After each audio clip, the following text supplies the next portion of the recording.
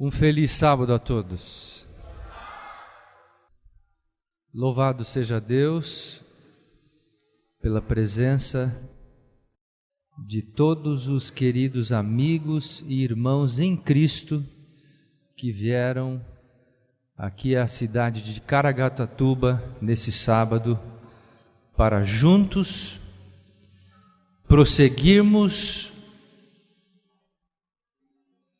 a nossa caminhada em crescimento espiritual, em crescimento intelectual, daquilo que Deus tem reservado para cada um de nós. Foi-me solicitado que durante este sábado eu abordasse temas ligados à história do Adventismo e ao espírito de profecia. Eu preparei alguns materiais importantes a vocês e eu gostaria de agora compartilhar com vocês estes materiais. Para que isto aconteça, será necessário que vocês tomem toda a concentração,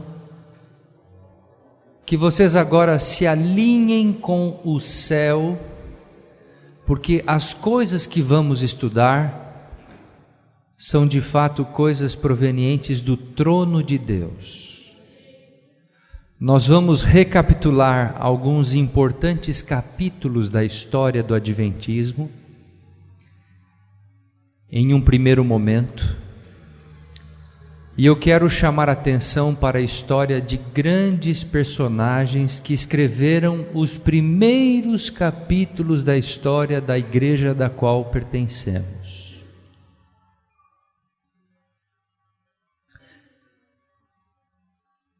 Eu vou pedir que me ajudem aqui rapidamente. E eu pediria que você abrisse a palavra de Deus. Abra a sua Bíblia. O capítulo 13 do livro de Hebreus e o versículo 7 traz-nos uma importante mensagem que nos mostra o valor e a importância de nós estudarmos a história dos nossos pioneiros. Veja bem o que a Bíblia nos fala. Hebreus 13, 7 diz-nos assim: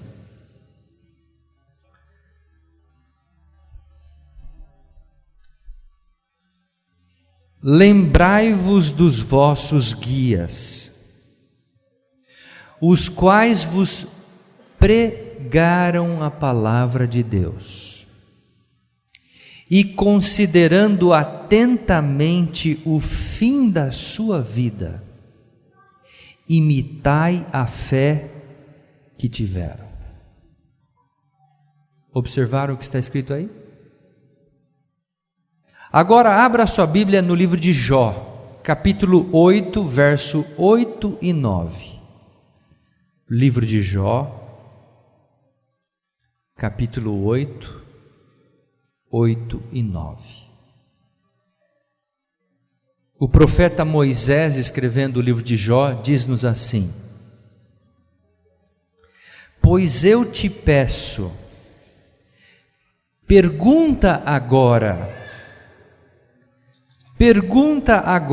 às gerações passadas e atenta para a experiência de seus pais, porque nós somos de ontem e nada sabemos, porquanto nossos dias sobre a terra são como a sombra.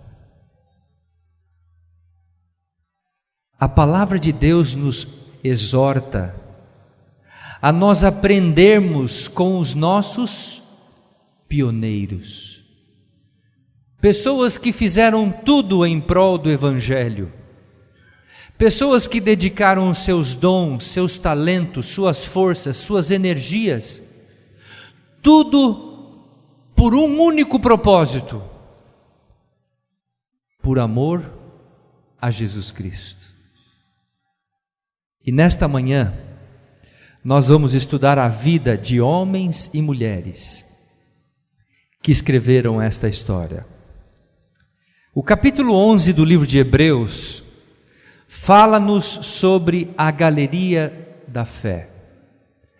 Ali relata a história de homens e mulheres. Eu queria chamar a atenção de vocês para algumas expressões que Paulo usa na galeria da fé.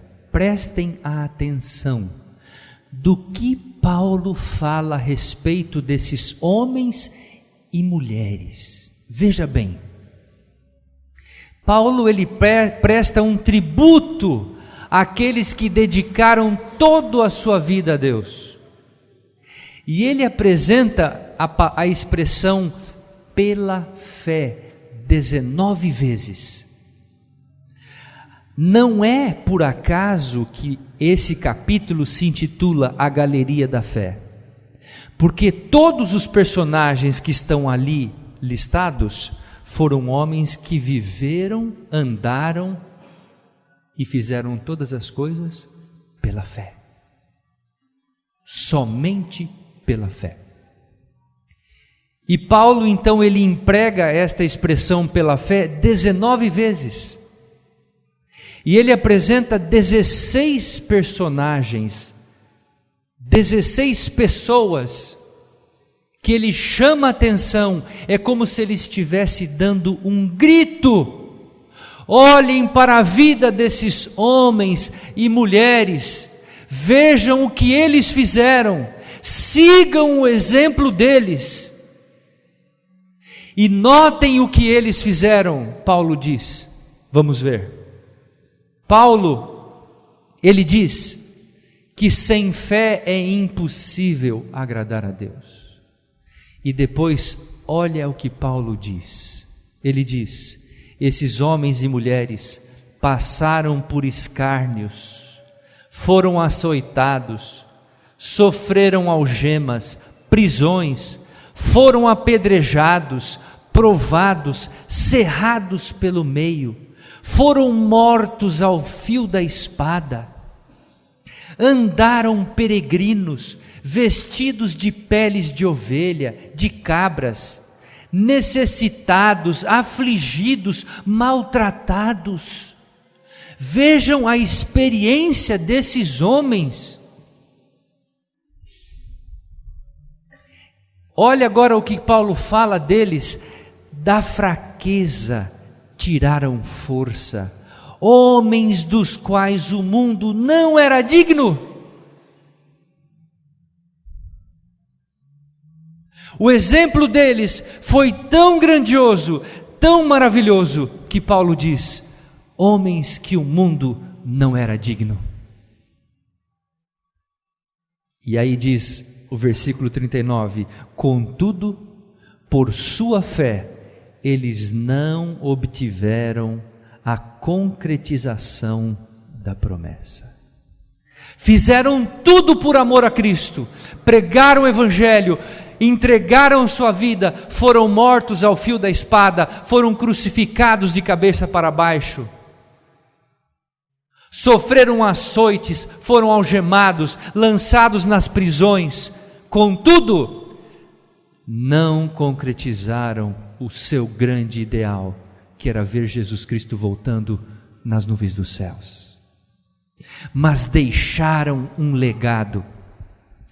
Nesta manhã, eu queria introduzir a minha fala perguntando a cada um de vocês, e a mim também,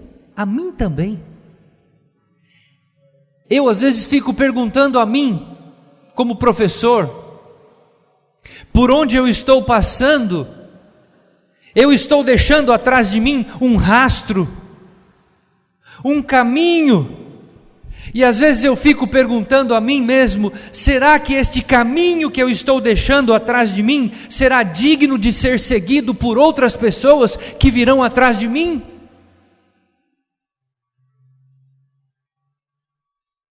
Será que as pessoas poderão dizer: olha, aquele homem viveu pela fé, aquele homem foi um exemplo de vida, aquele homem foi um modelo de oração, de testemunho,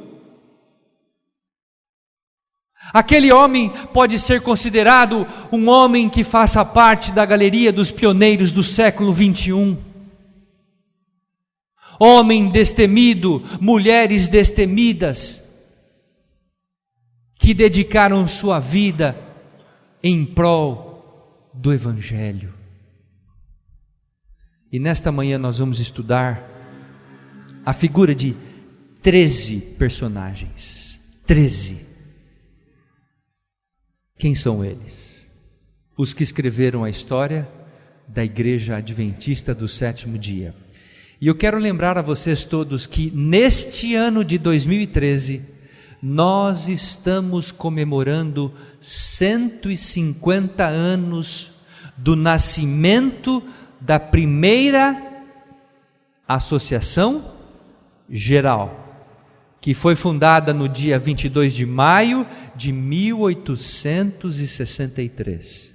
Eu vou mostrar para vocês depois o tamanhozinho do prédio. Como é que começou a Igreja Adventista? Simples, pequena, humilde, bem humilde. E esse ano nós completamos 150 anos. Portanto, esse é um momento muito oportuno para lembrarmos a história destes pioneiros. Primeiro deles, vamos passar o primeiro deles. Quem é esse homem aí? Todos conhecem, né? Guilherme Miller. Guilherme Miller, ele tinha quantos irmãos? 16, está escrito. Ele era o filho mais novo ou mais velho dos filhos? Ele era o filho mais velho.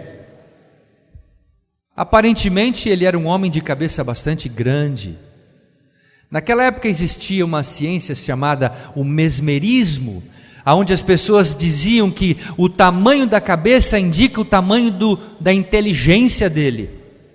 E uma vez ele estava dando uma palestra num grande auditório e apareceu um homem que era mesmerista e começou a colocar a mão na cabeça de Miller e falar assim: o senhor deve ser um homem muito inteligente, senhor Miller.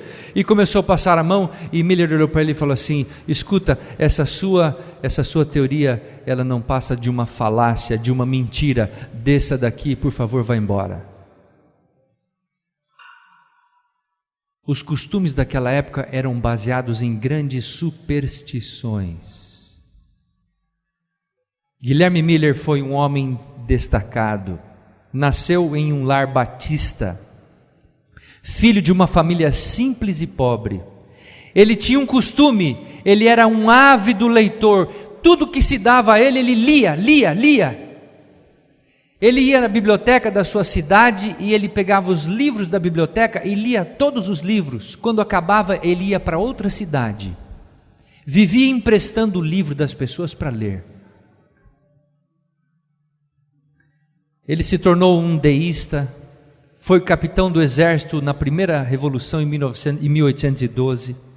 Em 1812, enquanto ele era deísta, ele havia abandonado a igreja batista por um período de tempo para se tornar deísta. Enquanto ele era deísta, aconteceu uma coisa terrível com ele.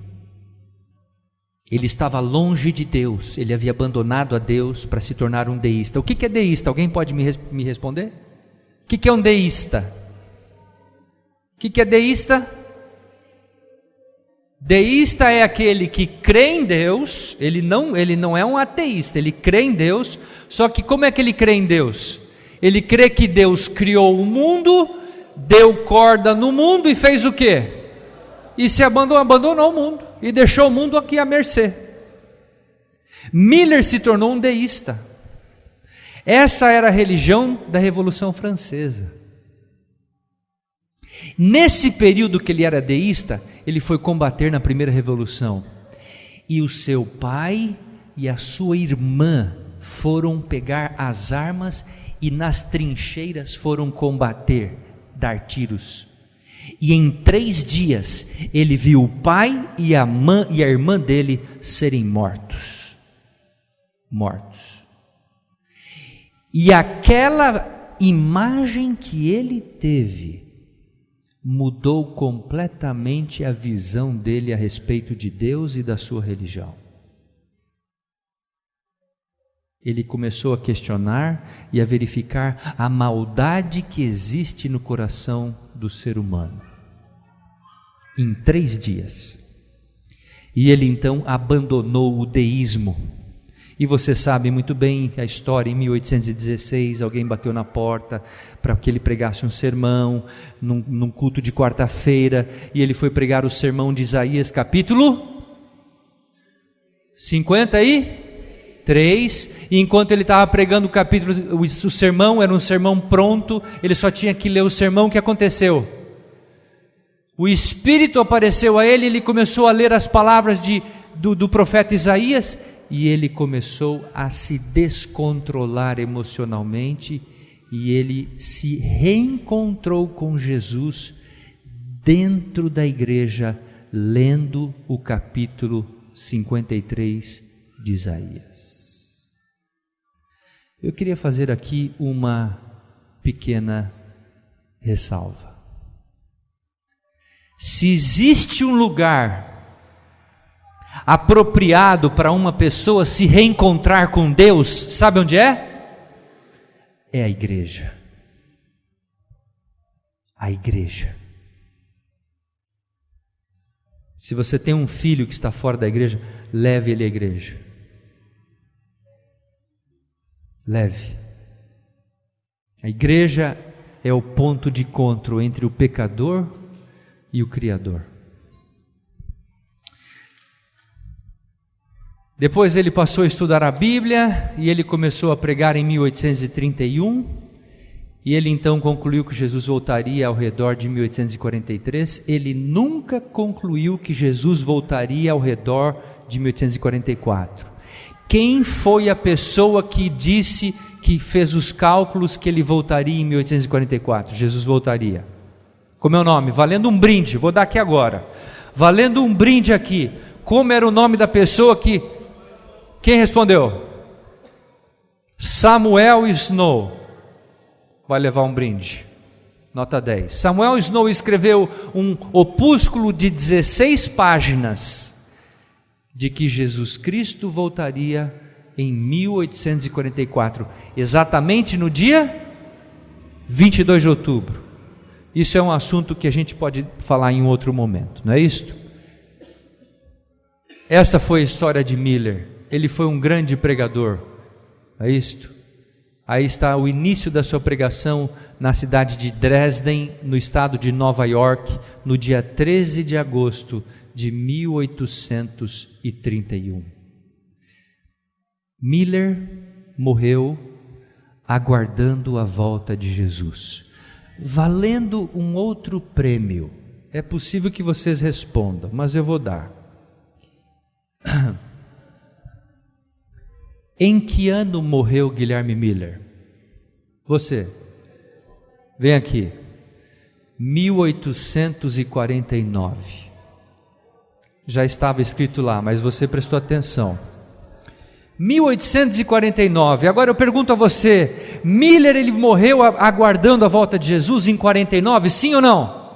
Sim. Jesus voltou em 1849? Não. Miller, ele recebeu e guardou a mensagem do sábado em sua vida? Sim ou não? Não. Miller não guardou a mensagem do sábado. Pastor Stencil, por que ele não guardou a mensagem do sábado? Por várias razões. Por várias razões. Primeiro, porque ele não possuía a compreensão plena desta verdade. Segundo, porque os seus companheiros de estudo da palavra de Deus impediram-no de que guardassem o dia do sábado por influência deles. E assim ele não observou a mensagem do sábado. Mas eu pergunto a vocês, quando Miller morreu, Ellen White teve uma visão. E Ellen White viu da parte de Deus de que Miller vai estar no céu e de que um anjo guarda a sua sepultura.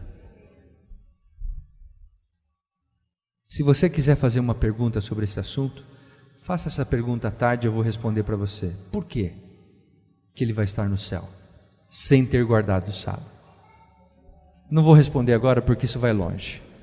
Vamos ao segundo personagem. Quem que é esse homem aí? Joseph Bates. Joseph Bates é considerado o capitão dos pioneiros da Igreja Adventista. Ele é o capitão dos pioneiros da Igreja Adventista do Sétimo Dia.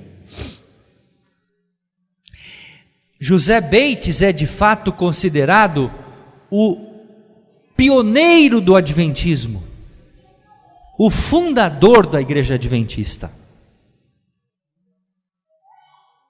E é interessante observar que Bates, ele não comia carne, ele já vivia os princípios de saúde antes mesmo de se tornar um adventista.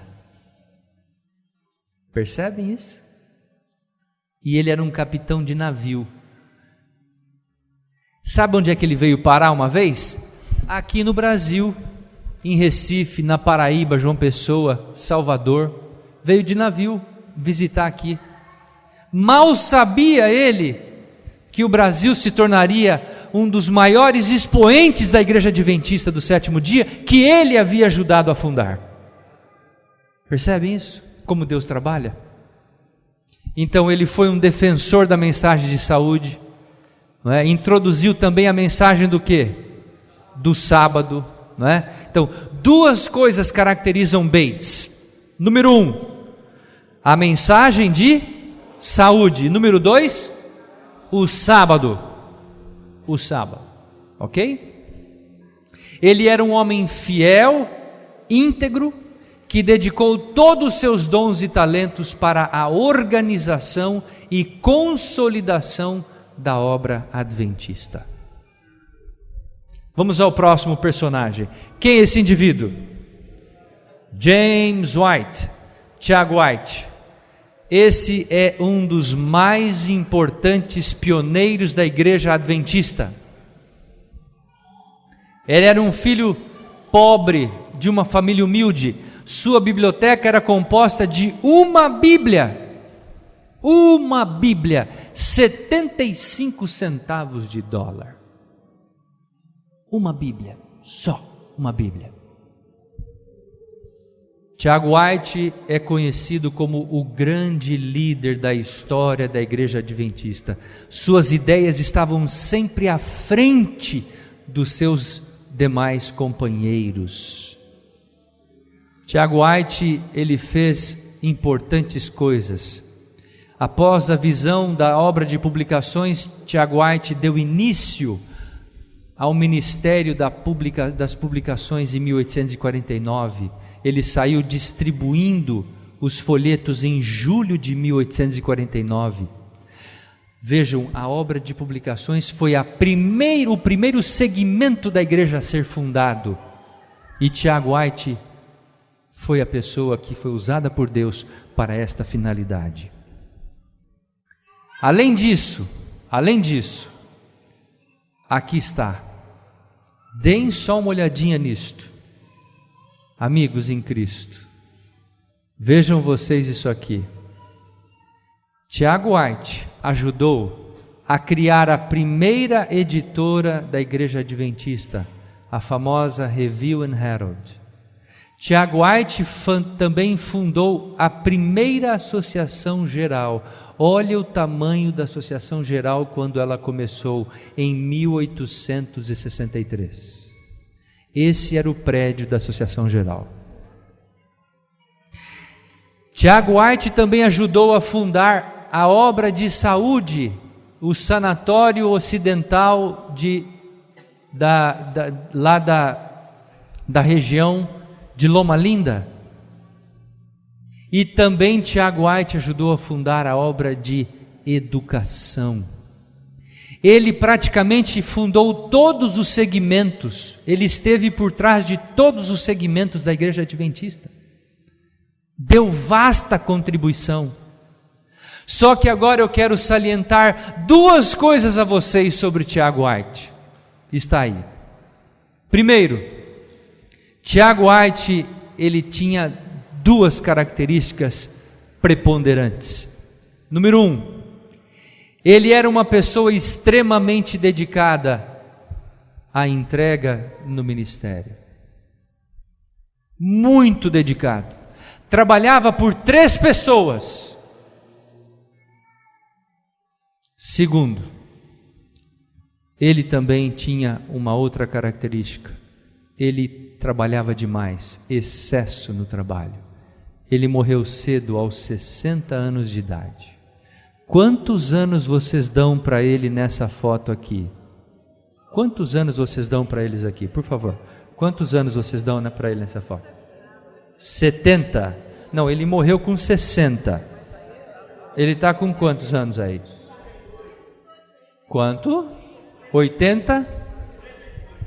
75? Não, ele morreu com 60.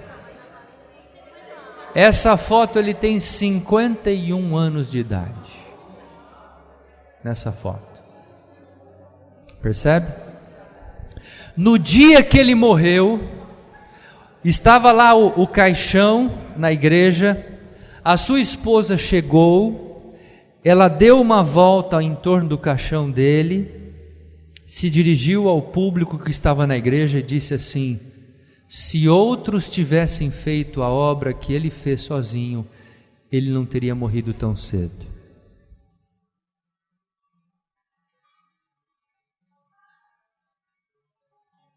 Queridos, qual a lição que a gente tira? Nós precisamos dedicar tudo o que temos, mas também temos que ter o quê? Equilíbrio, temperança. Segunda lição, nós não podemos ver o pastor carregar a obra sozinha, o ancião carregar a obra sozinho, colocar toda a responsabilidade nos ombros do pastor, como se ele fosse a única pessoa responsável pela pregação do Evangelho. Nós precisamos ombrear uns aos outros e ajudar-nos uns aos outros para aliviar os fardos e as cargas, para que assim, juntos, fortalecidos, nós avancemos para poder então concluir a obra que Deus nos confiou. Amém? Porque há muitas pessoas que se colocam apenas na arquibancada, vendo lá embaixo os outros trabalhando e às vezes criticando esse, criticando aquele, falando mal desse, falando mal daquele, mas eles não se envolvem no trabalho. E é muito fácil falar mal dos outros, é muito fácil.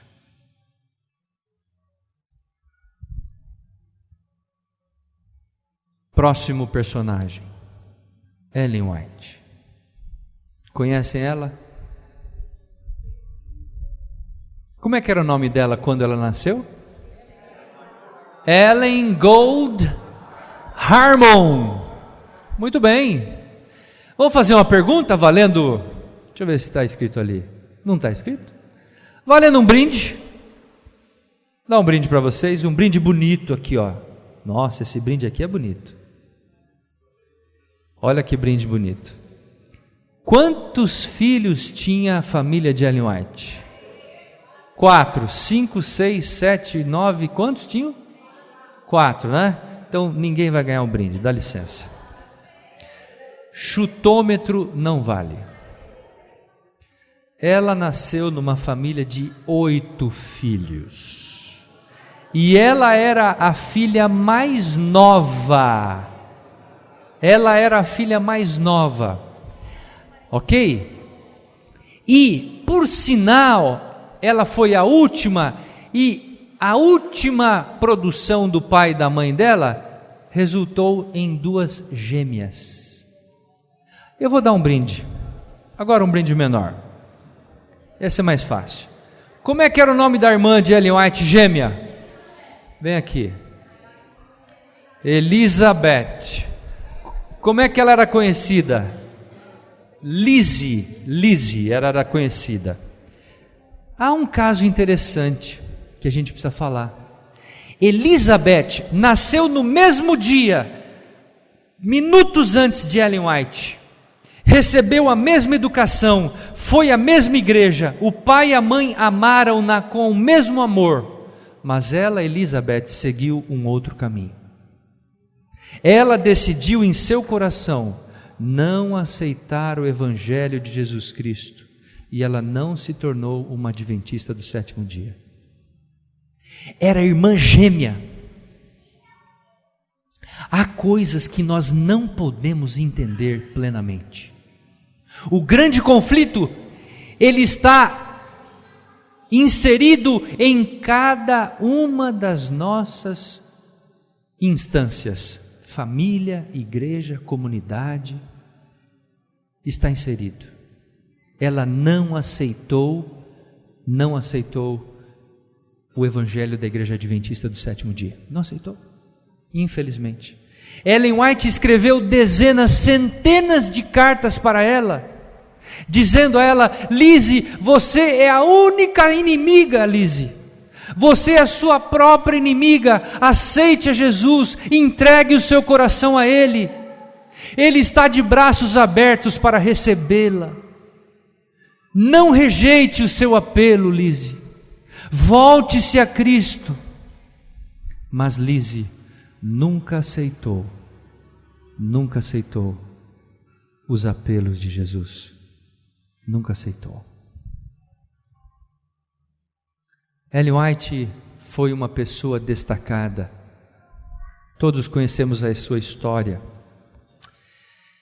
Talvez aqui eu queria dedicar um tempinho. Eu já estou falando há meia hora aqui. Eu vou ter que ser rápido aqui, porque senão nós vamos longe, né? Pode falar? Você deixa? Vamos lá então. Ellen White foi uma pessoa destacada. Nasceu de uma família pobre. O seu pai era um chapeleiro. Ela ajudava o seu pai a fazer chapéu. Mexia com mercúrio. Trabalhava muito. Sofria o frio daquela época. Havia muito frio. Ela nasceu num estado chamado Maine. É um dos estados mais frios dos Estados Unidos. Lá não havia muito vegetais. Apenas batata, couve-flor, brócolis. Ela viveu num lar onde se comia muita carne, e ela assim foi criada por muitos anos.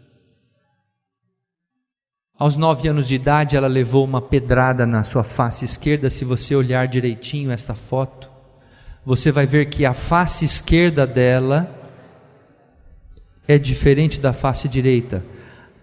A pedrada que ela levou afundou toda esta área aqui, ó. Quando ela levou essa pedrada e afundou a área, o seu pai estava viajando. Ele levou alguns dias para chegar em casa. Quando ele chegou em casa, o seu pai não reconheceu ela. Achou que ela não era filha dele, de tão deformada que estava a face dela.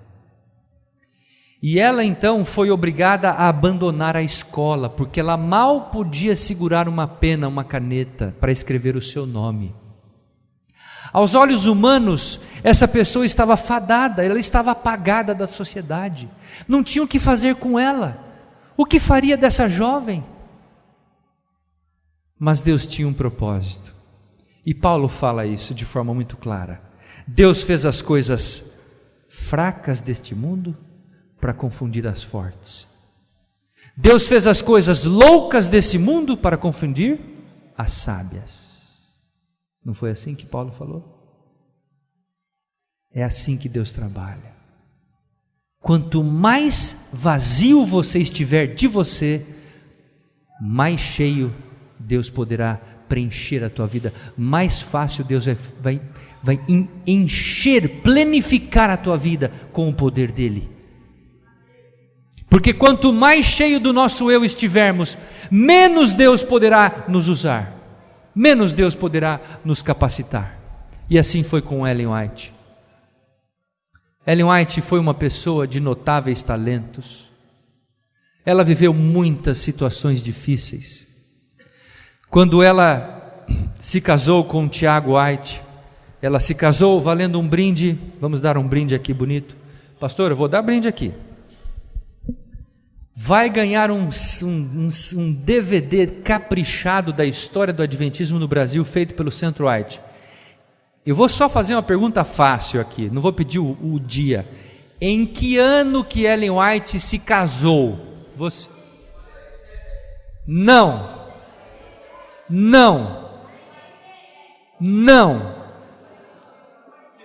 Quem falou 46?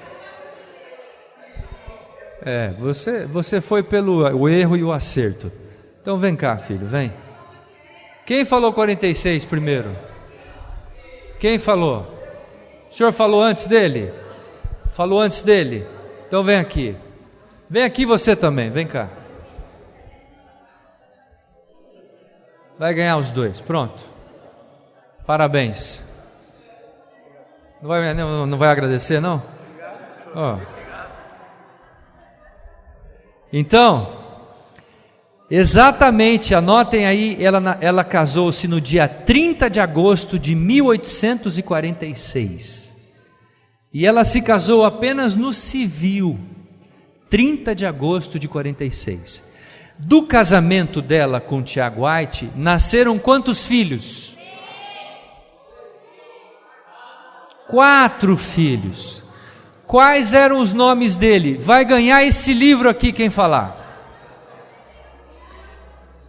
Vai ganhar o livro, vai ganhar o PIN, vai ganhar a foto, vai ganhar a mesa inteira quem falar o nome. Vai ganhar aqui uma coleção completa que eu trouxe para vocês. Como era o nome dos 4 filhos? Então escrevam aí. Número 1, o mais velho, se chamava Henry Nichols. Henry Nichols, o filho mais velho. O segundo filho se chamava Tiago Edson, ou James Edson. O terceiro filho se chamava William Clarence. William Clarence. E o quarto filho, o último, se chamava John Herbert. John Herbert, com H. Dos 4 filhos, o primeiro e o último morreram. Henry Nichols, o mais velho, morreu com quantos anos? Nota 10. Só que não vai ganhar brinde. 16 anos. Morreu com 16 anos. E do que ele morreu? Tuberculose. A tuberculose era o câncer daquela época. Entendeu? Pessoa que pegava tuberculose já podia encostar ele e separá-lo e ele ia morrer. E Henry Nichols, ele era um cantor lindo, cantava fantasticamente, uma linda voz. E Henry Nichols, quando ele percebeu que ele iria morrer, sabe o que ele fez? Ele chacoalhou o coração do pai e da mãe dele. Ele pegou uma caneta, uma carta e escreveu: papai e mamãe, eu quero fazer o meu último pedido a vocês. Agradeço por vocês terem sido meus pais, pelo exemplo de vida que vocês serviram para mim. Eu estou pressentindo a minha morte. Quero apenas lhes pedir que no dia que eu morrer, que vocês não chorem. Não chorem porque eu não vou ter que passar pela guerra civil. Eu não vou ter que enfrentar as pragas. Não vou ter que passar pela perseguição. Por favor, não chorem. E eu apenas quero pedir um único pedido. que vocês me enterrem ao lado do meu irmão John Herbert. John Herbert era o quarto filho que havia morrido com 3 meses de idade, de erisipela, uma doença, é tipo um sarampo. Ele pediu para ser enterrado do lado do filho menor, do irmãozinho, a quem ele tanto amava. E ele disse assim: no dia que ele ressuscitar, eu quero ressuscitar junto com ele. Esse foi o último pedido de Henry Nichols. Essa foi a história. Mas deixa eu contar para vocês uma história. Pastor Álvaro, o que o senhor tem a dizer sobre o horário? O horário. Quer dar um break? Você que fala. Você quer falar? Vai até às 15 para as 11, aí 11 horas o senhor começa a outra parte. Você quer dar um break agora? Isso. Ah, já parou aqui? Não, você vai até 15 para as 11. Tá bom. Ok. Então vamos lá. Eu não quero cansá-los e... Está bem assim? Se vocês quiserem parar, a gente para. Então vamos lá. Tome uma água aí, né? Para a gente poder se oxigenar, dar uma respirada fundo aí. Bom, vocês estão vendo essa foto? Essa foto é da casa onde Tiago e Ellen White moraram, na cidade de Battle Creek. Essa casa existe até hoje. Alguém já visitou essa casa? Deixa eu ver as mãos. Alguém já visitou, né? É um lugar muito interessante.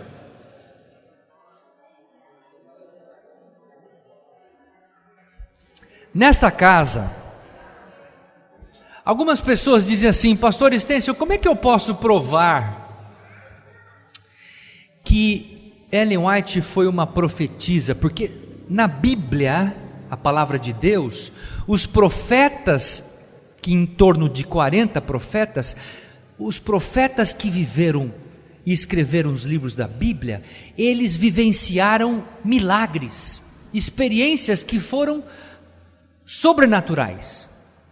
Eles vivenciaram coisas que são manifestação clara e pura do poder de Deus.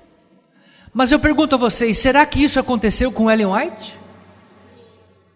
Será que ela vivenciou alguma experiência de milagre na sua vida? Nessa casa, olhem bem para casa. Ellen White trabalhava muito. Imagine uma pessoa que era dedicada. Ela trabalhava muito, mas ela tinha ajudantes que ajudavam na sua casa. Ela tinha secretárias que ajudavam a limpar a casa, fazer comida, cuidar dos filhos, né? E um dia ela estava trabalhando, escrevendo, era o que ela mais fazia. Ela estava trabalhando nesse local aqui. Essa janela é o local onde ela escrevia. Ali tinha uma cadeira, eu tenho uma foto, não está aqui. Aqui tinha uma cadeira e ela se assentava para escrever. Enquanto ela estava escrevendo, uma das secretárias dela estava dando banho no filho mais novo dos 4. 2 já haviam morrido, o filho mais novo que havia sobrado era William Clarence. William Clarence estava tomando banho em uma banheira grande.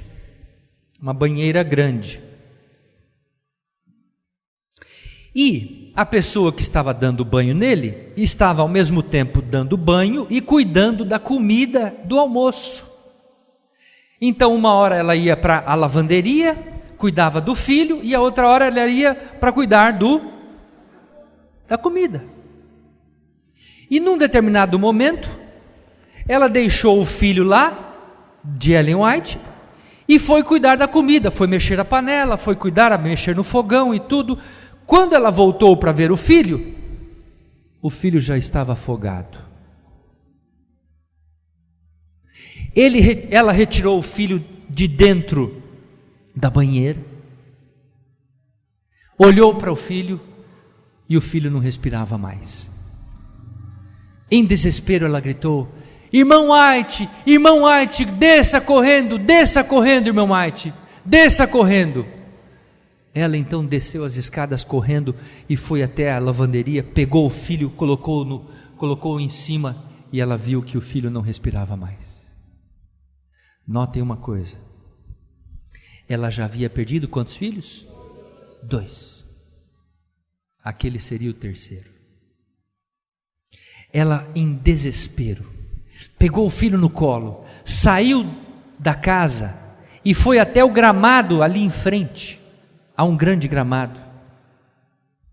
E ela pegou o filho e colocou o filho no chão do gramado. E agora ela pega o filho e começa a rolar o filho de um lado para o outro, rolar o filho de um lado para o outro, rolar o filho, na tentativa que a água saísse do esôfago, permitindo que o filho pudesse voltar a respirar. E rolava o filho, e clamava a Deus, rolava o filho. Enquanto ela fazia isso, centenas de pessoas vizinhas da sua rua começaram a se aglomerar em volta da casa. 15 minutos depois, aqueles homens e mulheres disseram: irmão White, por favor, pare de fazer isso, o seu filho já está morto, ele já não respira, a senhora não está vendo, ele já morreu, irmão White, ele não respira. Ellen White se ajoelhou, pegou o filho no seu braço e colocou no seu colo, e ela abraçou o filho no seu peito, e ela fez uma súplica, clamando a Deus pela vida daquela criança, pedindo a Deus que ressuscitasse aquela criança, porque ela não aguentaria a perda de mais um filho. E ela então orou a Deus com toda a sua força, com toda a sua fé, clamou a Deus, e quando ela disse amém, aquela criança voltou a respirar. Aquilo ficou conhecido como um grande milagre na vida daquela família. E esse filho, William Clarence, se tornou o braço direito da mãe Ellen White. Depois disso, Ellen White, ela tinha uma predileção. Por favor, coloque o cântico 97. Todos os dias ela gostava de cantar. Ela cantava muitos hinos, ela cantarolava hinos quando ela estava em casa, cantarolava hinos com seus filhos. Ela fazia os cânticos, os cânticos nas famílias de manhã à noite, e ela tinha um hino favorito, e eu quero que você anote. Qual era o hino favorito de Ellen White? Era o hino 97, Meu Divino Protetor, e eu quero cantar com vocês esse hino agora. Vamos todos cantar, levantem-se agora, vamos cantar, todos cantando, bem forte.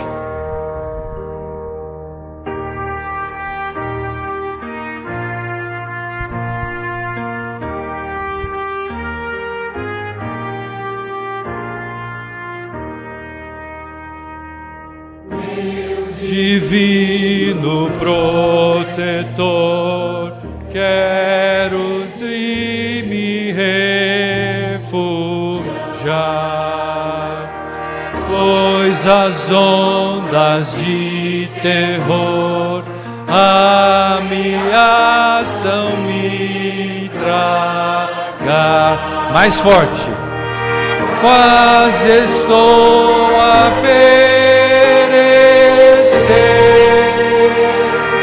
dá-me a tua proteção, pois guardado em teu poder, não receio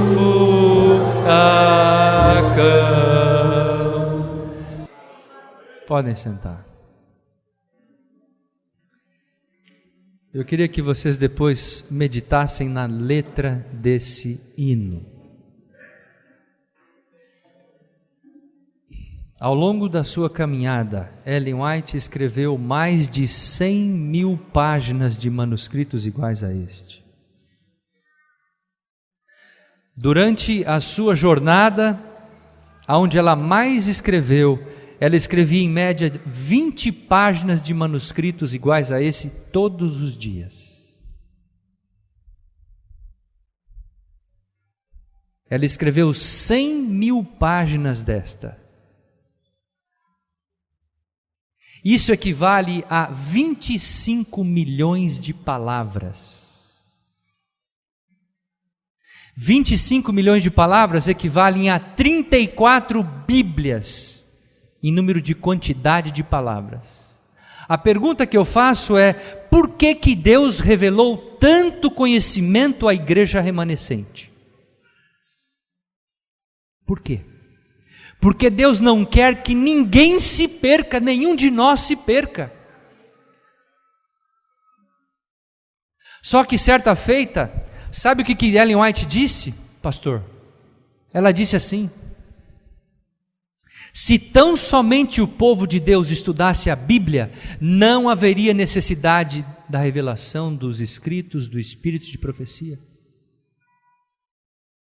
Mas Deus, em sua graça, em sua misericórdia, revelou mais 25 milhões de palavras para orientar esta igreja remanescente, para conduzir, para mostrar o caminho que conduz à salvação e à vida eterna, para que nenhum de nós nos desviemos nem para a direita e nem para a esquerda, para que nenhum de nós nos desanimemos e fiquemos para trás, mas que permaneçamos firmes, andando resolutos em direção à Canaã eterna. Por isso que Deus fez isto. Portanto, como diretor do Centro White, eu quero dizer uma coisa a vocês. Eu considero a revelação dos testemunhos como um presente de Deus, uma revelação da sua graça, do seu amor, do seu zelo, do seu cuidado para com esta igreja.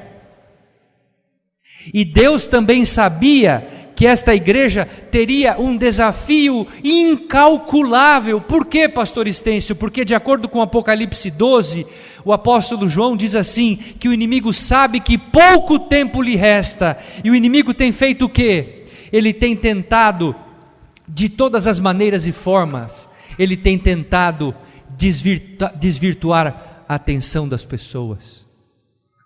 E eu vou pregar daqui a pouco sobre esse assunto. Entretenimentos, distrações. Nós precisamos de orientação divina para poder enfrentar os desafios que muitas vezes o inimigo lança em nosso meio, em nossa comunidade, em nossa igreja. Muito bem, queridos, vamos em frente. Ela trabalhou como profetisa durante 70 anos da sua vida. Ela teve 2.000 sonhos e visões. 2.000 sonhos e visões ela teve. Escreveu 25 milhões de palavras, 100.000 manuscritos. Ela é considerada a terceira maior escritora de toda a história da literatura mundial. A terceira pessoa que mais escreveu na história da literatura. E ela é considerada a primeira autora do sexo feminino que mais escreveu na história da literatura mundial. O livro que ela escreveu, que está mais traduzido, qual que é? Valendo um brinde. Vida de Jesus. Vida de Jesus? Não é a vida de Jesus. Qual que é? Também não é. Não. E está encerrada a pergunta. Está encerrada. A resposta correta é Caminho a Cristo. 165 línguas e dialetos.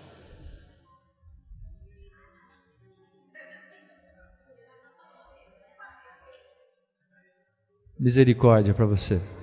Então, 165 línguas e dialetos. Caminho a Cristo, tá? Muito bem. Agora, o que mais chama a atenção no ministério de Ellen White, queridos, isso aqui tem que estar claro na vida de todo adventista do sétimo dia. Muita gente pensa que se Ellen White estivesse pregando desse púlpito aqui hoje, para esta igreja, as pessoas pensariam assim: ah, ela estaria acusando o pecado daquele irmão ali, ela estaria chicoteando aquela senhora que usa a saia curta, ela estaria falando mal daquela que pinta a unha, que usa maquiagem.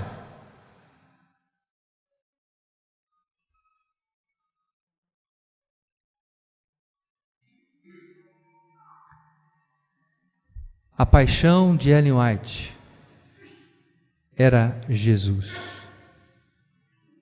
E olha o que ela escreveu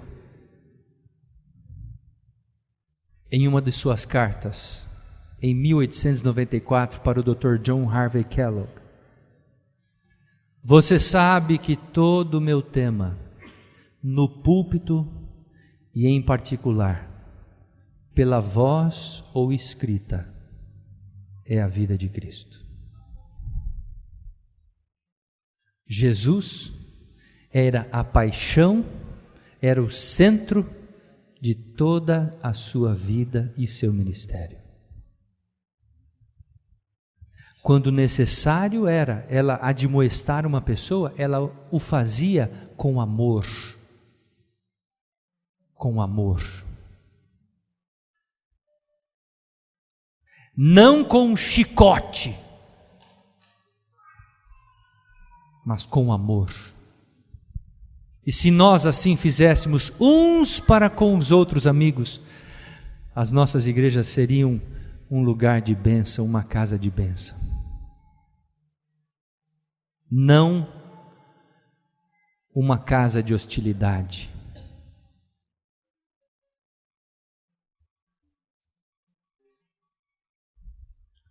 Eu queria que vocês lessem comigo agora isto. Eu disse a vocês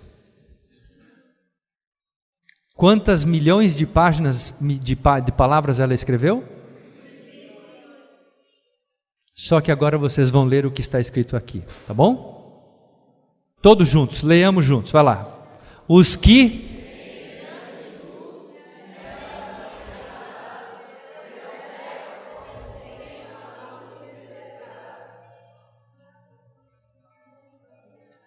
Os que têm grande luz e nela não têm andado, terão trevas correspondentes ao quê? Nós temos tanta revelação, tanta luz, tantas orientações de Deus, e se nós não andarmos de acordo com estas orientações, esta luz que temos, que foi dada por Deus, vai se transformar em quê? Em trevas. De bênção vai se transformar em maldição. Então, ser adventista 50% e ser do mundo 50%, meu amigo, é trevas. Ou você anda na luz, ou você anda nas trevas. Ou você é de Cristo, ou você é do inimigo. Ah, pastor, mas eu tenho um pecadinho. Ah, pastor, eu tenho essa dificuldade. Eu não consigo conter a minha língua. Ah, pastor, eu não consigo administrar meus pensamentos. Eu não consigo controlar o que eu penso, pastor. Eu preciso, pastor, deixa só um pouquinho.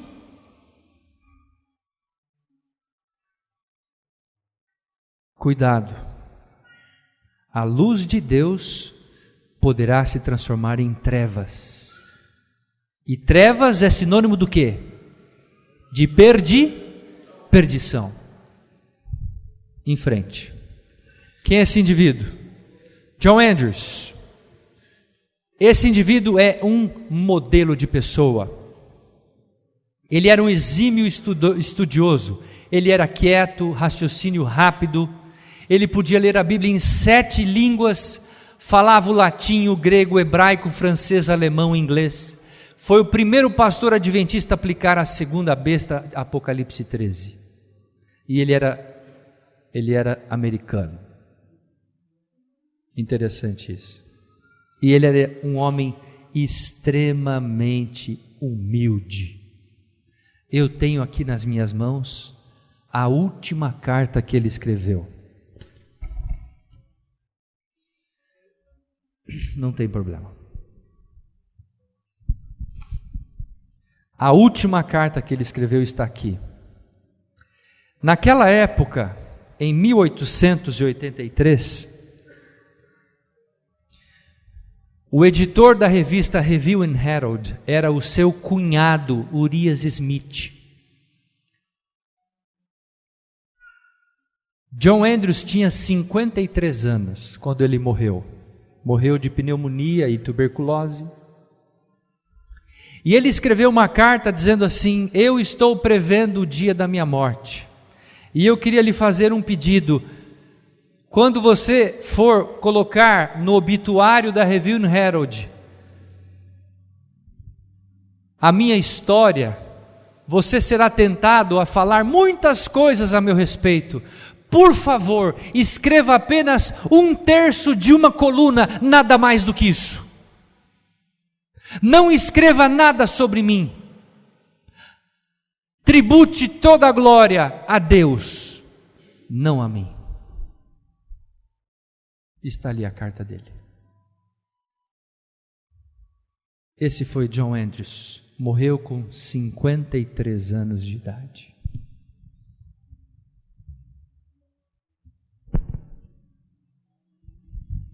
Seguindo, Irã Edson. Todos conhecemos a história de Irã Edson. O que ele fez? Qual a importância dele? A visão do milharal, não é isso? Que dia que foi a divisão do milharal? Valendo um brinde.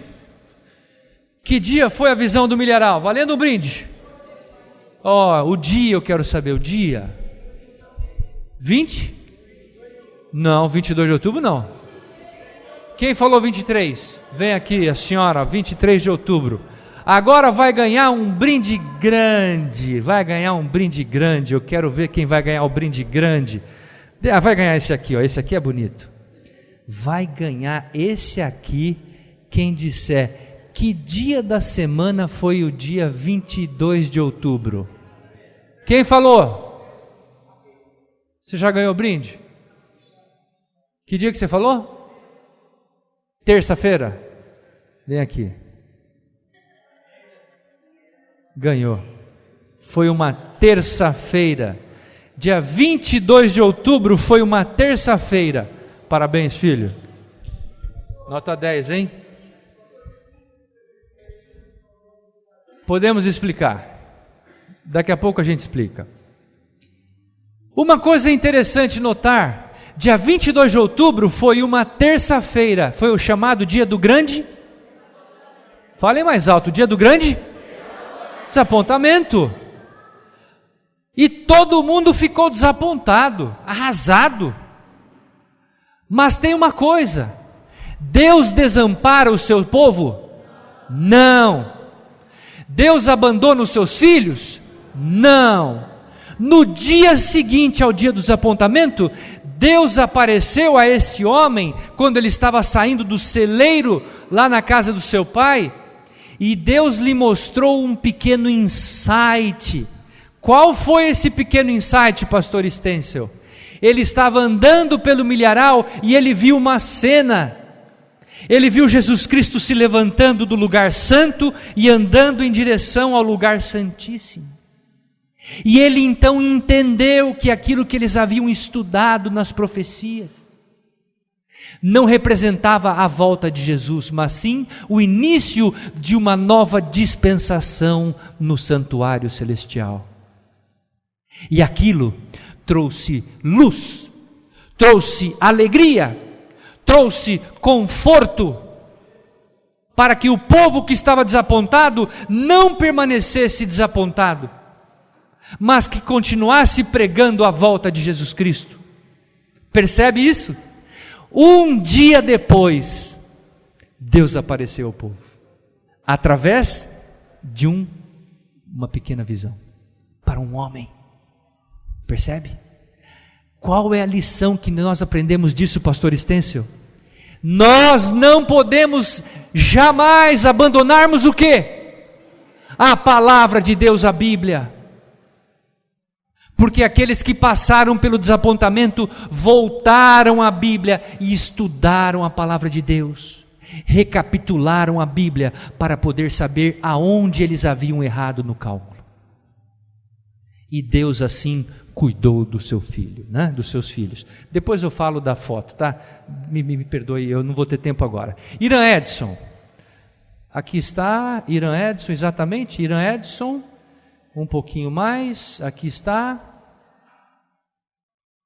Aí está ele, um pouquinho da sua trajetória.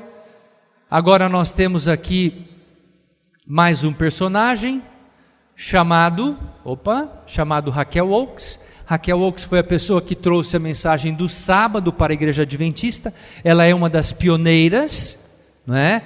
Ela, juntamente com o pastor Frederick Wheeler, eles eram ministros, né? Da igreja batista, e eles então apresentaram a mensagem do sábado, primeiramente para quem? Quem é que recebeu a mensagem do sábado? José Bates. E depois, quem foi o segundo? Quem foi o segundo a receber a mensagem do sábado? John Andrews. Depois, Ellen e Tiago White. Agora eu vou trazer um grande ponto de interrogação.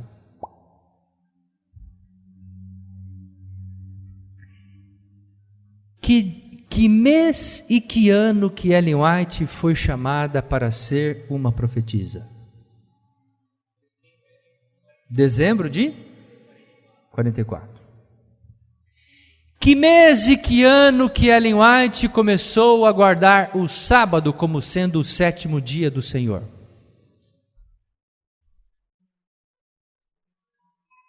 Quem vai responder?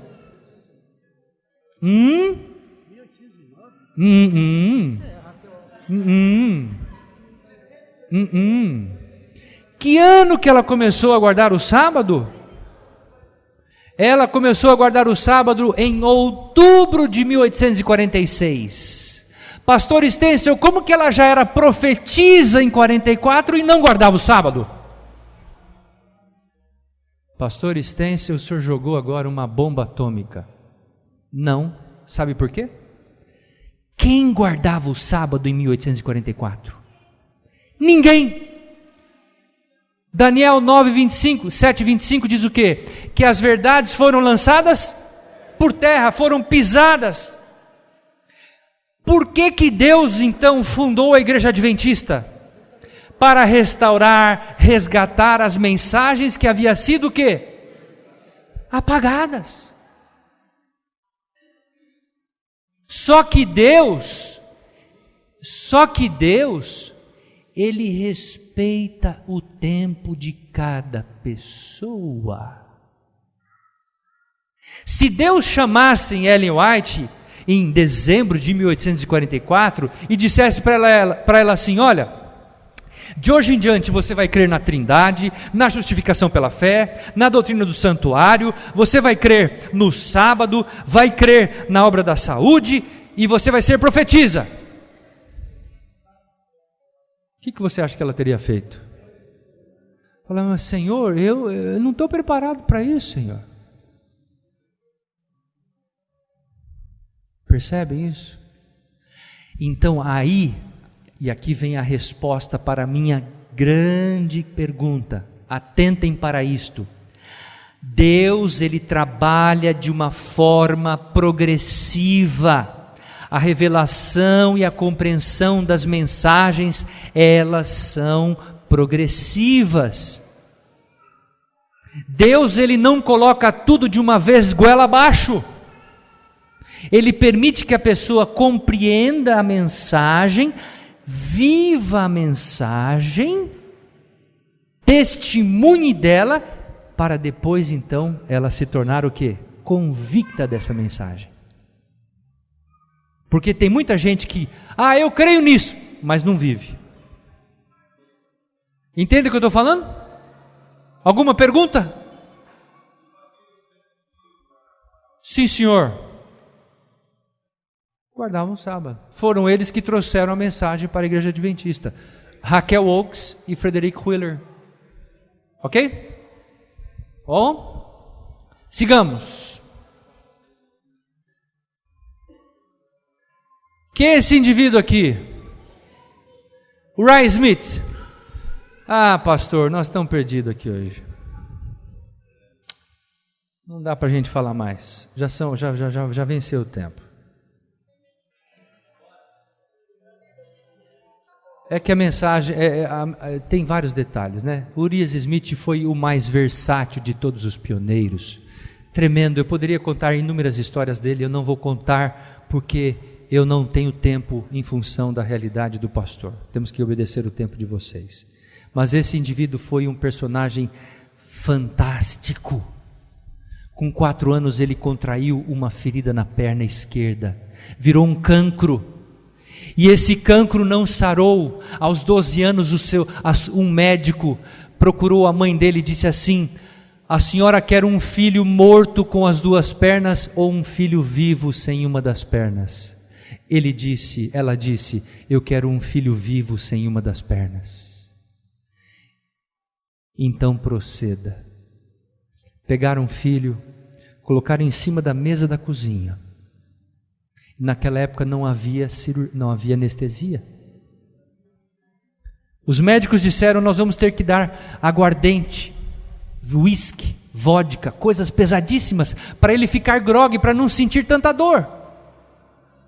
A mãe dele disse assim, o meu filho nunca pôs uma gota de álcool na boca, e não será hoje que ele colocará. Vocês podem proceder, porque Deus vai cuidar dele.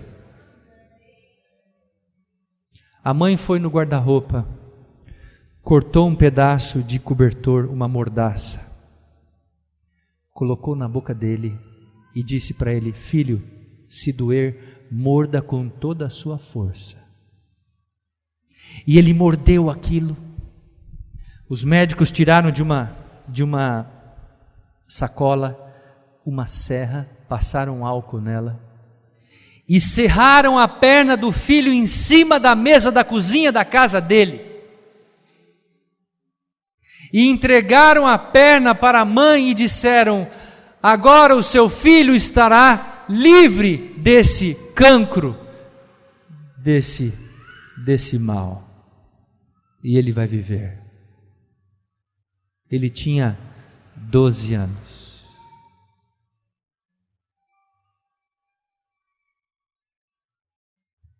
Aos olhos humanos, alguém poderia dizer, o que seria de um jovem de 12 anos em 1844, sem uma das pernas? Mas Deus fez desse homem um grande baluarte. Ele foi o primeiro inventor de uma prótese mecânica feita de balsa, que quando usava, ele andava pelas ruas de Battle Creek e ninguém poderia dizer que ele não tinha uma das pernas, de tão perfeita que era. Ele ganhou milhares de dólares pelo invento daquela perna, e esse dinheiro era investido totalmente para pregar o Evangelho. Ele inventou a carteira de escola, inventou tantas outras coisas. Ele foi editor, revisor, professor, marceneiro, compositor, administrador, teólogo, guarda-livros e inventor. Foi o mais versátil e ele não tinha uma perna. E eu fico pensando, nós temos 2 pernas, 2 braços, 2 mãos, temos tudo perfeito e ainda achamos que não está bom. Percebe? Essa já falamos. John Byton, primeiro presidente da Associação Geral, 1863. John Byton, primeiro presidente da Associação Geral. Na verdade, o primeiro presidente era para ser Tiago White, mas ele declinou porque Ellen White já era profetisa e ele achava que não seria sábio que ele exercesse a função de líder da igreja em função da posição de sua esposa. Então ele declinou para que John Byton se tornasse o primeiro presidente. E aqui, Goodlew Harper Bell. Falem comigo, Goodlew Harper Bell. Esse nome dá cãibra na língua. Goodlew Harper Bell. Olha o tamanho da barba dele. Ele era professor. Imagine um professor desse entrar na sala de aula. Os alunos eles já tremem na base. Agora imagine esse homem dormindo com a mulher. E na janta a mulher faz uma sopa de ovo, né? Bem gostosa, e a sopa de ovo vai para a boca e depois desce pela barba, assim, né? Aquela sopa, e ele vai cheirando sopa de ovo para dormir, e a mulher dele vai dormir com aquela barba cheia de ovo. Imagina como é que era o negócio naquele tempo. Até que um dia um homem criou um negócio chamado Gillette, e a Gillette veio e... Só que os primeiros adventistas que rasparam a barba foram disciplinados. Por quê, pastor Stencil? Porque quando você rapava a barba, era sinônimo de feminilidade. E isso também aconteceu no Brasil. Quem me contou foi o pastor Geraldo Marski. Os primeiros brasileiros que rasparam a barba com Gillette, receberam disciplina. Hoje é o inverso, né? Quem usa barba vai para a guilhotina. Não é verdade? Aí está Goodlew Harper Bell. Ele é considerado o grande pioneiro da obra educacional. Aqui John Loughborough, o primeiro historiador da igreja. E por último, temos aqui a figura de Stephen Haskell. Stephen Haskell é um importante personagem interessante. Eu vou contar rapidinho só para vocês. Por quê? Porque Stephen Haskell, ele ficou viúvo. E Ellen White também ficou viúva. Os dois eram viúvos e os dois eram pioneiros, viveram na mesma época. Só que ele era 5 anos mais novo que ela.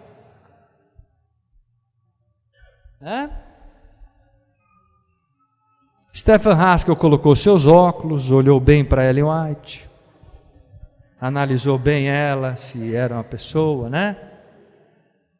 E começou a dar umas voltas ao redor dela, a tentar conversar com ela, até que um dia ele passou um óleo de peroba no rosto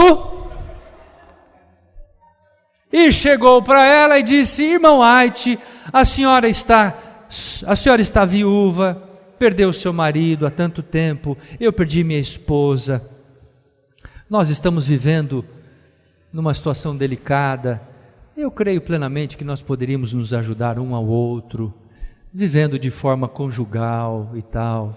E fez todo o seu discurso amoroso para ela, respeitoso. Após o seu discurso, Ellen White virou para ela e para ele, com todo respeito, e disse a ele: pastor Haskell, primeiramente, eu queria agradecer a sua bondade e a gentileza do seu convite. Mas eu queria dizer ao senhor que o meu coração só teve espaço para um homem, e esse espaço foi ocupado por Tiago White. Stephen Haskell colocou a sua viola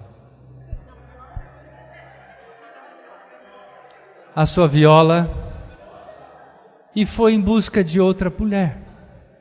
Só que Ellen White, ela tinha uma característica. Ela era uma casamenteira. Ela não abandonou o Stephen Haskell. Ela disse: tenha calma que eu vou achar alguém melhor do que eu para você. E ela achou uma pessoa 20 anos mais velha do que ela. mais nova do que ele. E eles casaram e tiveram mais 2 filhos. E foram felizes para sempre. Agora, encerrando. Aí estão os 12 pioneiros. Que coisa linda, né? Quem pode lembrar? William Miller, Joseph Bates, Tiago White, Ellen White, John Andrews, Iran Edson, Urias Smith, Raquel Oakes, John Byton, Goodlue Harper Bell, John Norton, Lofbottle e Stephen Haskell. Agora eu queria fazer uma pergunta rápida para todos os senhores. Rápida. Será que não está faltando um personagem nessa história aí? Espera um pouquinho só. Eu acho que está faltando um 13º. Quem que é? Hã? Não, Bates está aí, ó. Quem que está faltando aí? Você? Ah, você, tá bom, eu também, todos nós. Mas eu estou falando dos pioneiros. Quem está faltando? Quem falou? Ah, está faltando um indivíduo chamado, olha ele aí, ó. Está faltando esse indivíduo aqui, ó. Quer ver? Deixa eu mostrar rapidinho, porque nós não temos tempo. Olha ele aí, ó. Kellogg. A pergunta é, por que John Harvey Kellogg não é contado entre os pioneiros? Ele é de fato a luz mais brilhante do movimento adventista do 7º dia do século XIX. Nós historiadores costumamos dizer que Kellogg, ele era mais conhecido do que a própria Ellen White nos seus dias. Ellen White ela se tornou conhecida pelos seus escritos. Bates, ou Kellogg, se tornou conhecido pelos seus feitos. Vocês vão ver quem foi ele. Kellogg, ele recebeu os estudos de graça do casal White, que pagou os estudos dele em Nova York. Ele estudou no Bellevue College em Nova York, numa das melhores instituições de medicina, e ele se formou como um cirurgião do sistema digestório. A sua grande paixão era o intestino. Cada médico tem uma paixão no corpo. Um gosta do coração, outro gosta do olho. Kellogg gostava do intestino. E ele se especializou nisso. Agora, queridos, dá uma olhadinha nessa planilha aí. Kellogg, ele era um dínamo de energia humana. Precisava apenas de 4 a 5 horas de sono à noite. Pedalava e corria cada manhã. Ditava entre 25 a 50 cartas por dia. Ele tinha 5 secretárias aqui, ó. Ele começava a falar uma coisa para esse, depois para esse, depois para esse, depois para esse. 5 assuntos diferentes. 50 cartas por dia ele fazia isso. Ele educou 42 crianças, realizou 22 mil cirurgias. Uma vez, médicos de Johns Hopkins, que é o melhor hospital dos Estados Unidos, pediram para ele ir lá fazer uma cirurgia ao vivo, perante uma junta dos melhores cirurgiões. E ele foi operar no meio daquelas pessoas que eram extremamente entendidas. E ele operou, e quando ele deu o último ponto no abdômen da pessoa, os médicos disseram: nós nunca vimos alguém operar como você. Nunca vimos. A cicatriz da cirurgia que ele fazia era tão perfeita que quando colava uma pele na outra, ninguém poderia dizer que havia sido feita uma cirurgia ali. E ele foi tão bom nisso que ele patenteou o ponto cirúrgico dele, chamado ponto Kellogg, que existe até hoje.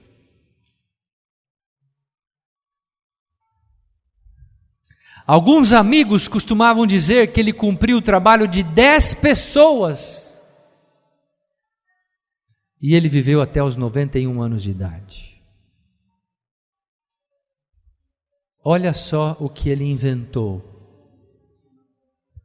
Cereal de milho Kellogg, a pasta de amendoim, peanut butter, a granola que vocês comeram no café da manhã hoje, ele que inventou, em barra e a granel. Ele inventou o leite e derivados de soja, e ele também inventou o famoso glúten.